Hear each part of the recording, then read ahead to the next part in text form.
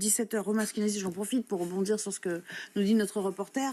Pas de droite, pas de gauche dans ce gouvernement. Si les LR, eux aussi, décident de ne pas y entrer, ça commence à ressembler à un retour à la case départ quand même, non ?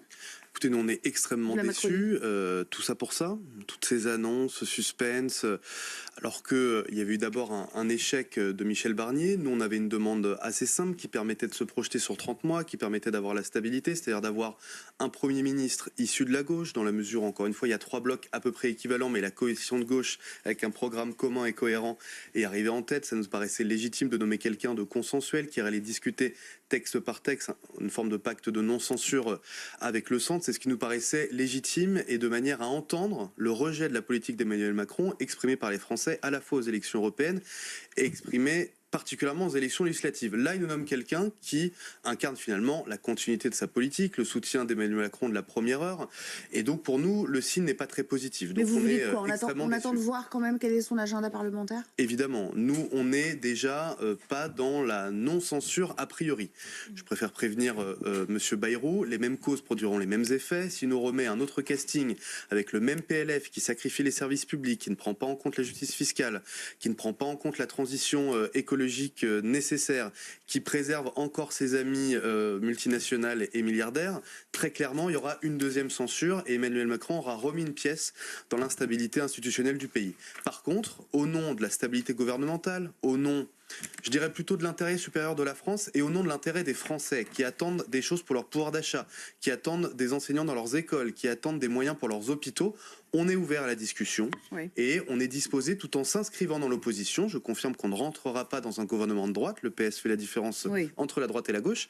Donc on sera dans l'opposition, mais on est disposé, encore une fois, dans l'intérêt des Français, à essayer d'obtenir des avancées concrètes dans ce budget qui sera présenté dans les prochaines semaines. Je voulais terminer, mais je me suis posé une question sur ce que vous avez dit. Vous estimez que le budget qui a été voté par qui a essayé d'être passé par Monsieur Barnier était un cadeau aux multinationales et aux très riches. Il y avait quand même beaucoup d'impôts qui leur tombaient dessus avec ce budget. Alors, il n'y avait pas beaucoup d'impôts, il y avait un petit geste et c'était uniquement des gestes provisoires.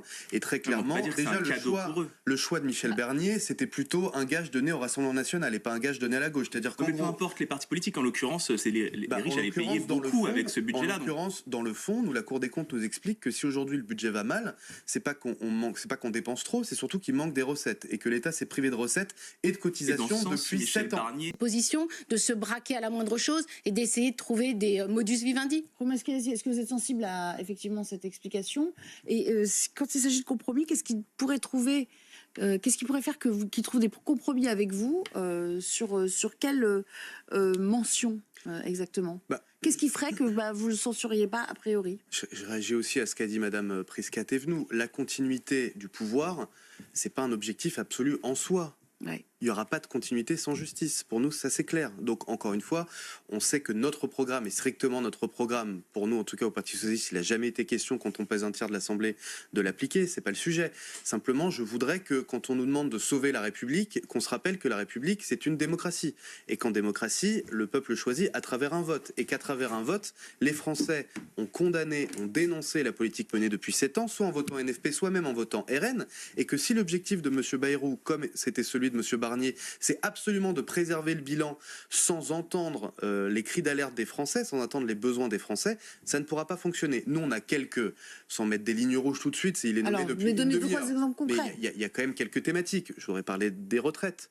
Il me semble que la raison, moi j'ai assisté au débat sur l'abrogation là il y a quelques jours à l'occasion d'une niche, la niche de la France Insoumise, on constate bien que la droite et le centre tiennent à conserver cette réforme autant que nous, on souhaite l'abroger. Donc une suspension, ça serait un compromis ? Il me semble que le gel ou la suspension s'impose.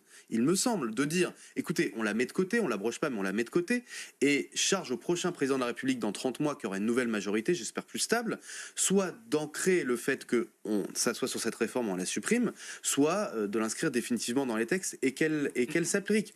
Il y a la deuxième chose, c'est la justice fiscale, je l'ai évoqué, et la troisième chose, c'est les services publics. Là, quand on entend, vu la crise de l'école républicaine, on parle de la République, l'autorité, etc., il manque des profs partout et on veut en supprimer 4000 supplémentaires dans le budget qui était proposé.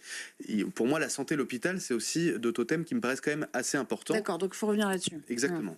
Une suspension, ça pourrait intervenir sous un François Bayrou de la réforme des retraites, à défaut de l'abrogation. Notre objectif, c'est aussi évidemment de relancer l'économie et l'emploi. Quand on parle aux entreprises, la politique de l'offre, c'est bien, mais eux disent il nous manque de demande intérieure. C'est-à-dire, on a aussi beaucoup de clients à l'intérieur du pays qui n'ont plus de pouvoir d'achat, les carnets de commandes baissent, les collectivités ne construisent plus, et donc on veut nous aussi relancer l'économie en redonnant un petit peu de moyens. Il n'y a plus d'argent dans les caisses, comment vous faites? Il n'y a plus d'argent dans les caisses. Il n'y a plus d'argent dans les caisses parce qu'on ne les prend pas là où elles sont, encore une fois. Donc il fallait taxer plus les plus riches, mais pourtant on disait on a taxé quand même. Ces dernières années, les dividendes ont doublé. Est-ce que madame, vous avez doublé votre salaire ces 5 dernières années? Non, je le regrette de vous dire que non. Les ont doublé leurs revenus ces dernières années. Donc il y a aussi les milliardaires et les millionnaires sont de plus en plus nombreux en France et les personnes qui travaillent mais qui dorment dans leur voiture sont de plus en plus nombreux en France aussi. Donc il y a un phénomène depuis 7 ans de concentration des richesses qui est quand même... Je me suis dit, c'est l'occasion pour le PS de s'émanciper de ce bloc, la NFP, qui vous colle à la peau, mais d'une façon négative, et de se rallier un peu vers cette partie un peu centrale, centriste qu'incarne M. Bayrou. Je voudrais rebondir aussi sur ce que vous avez dit. Oui, il y a effectivement un certain nombre de personnes qui nous disent détachez-vous de cette union, etc.